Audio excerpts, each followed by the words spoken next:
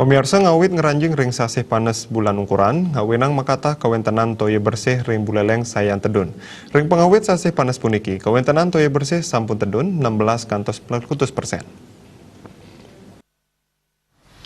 Parindikan inucap kebausang langsung oleh Direktur Utama Prumda Tirta Hita Buleleng Made Lestariana. Manut dane Pak Mucuk, sajroning galah tedunnyane kawentenan toye, ketar kayang memargi ring November war sekali tali kali dase.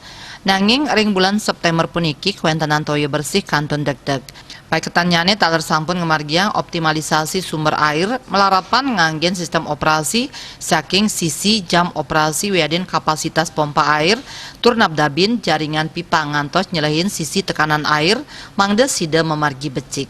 Yening pikobat krisis toye kepanggih Prumda Tirta Hita Buleleng pacang memperkanti sarang BPBD Kabupaten Buleleng antuk ngicenin distribusi toyo bersih ring desa-desa sanedangan ngarepin pikobat krisis. Kantos mangkin ring kuentenan tangki sampun kakirim ke desa-desa pamekas ring widangan sisikau miwah kangin Buleleng.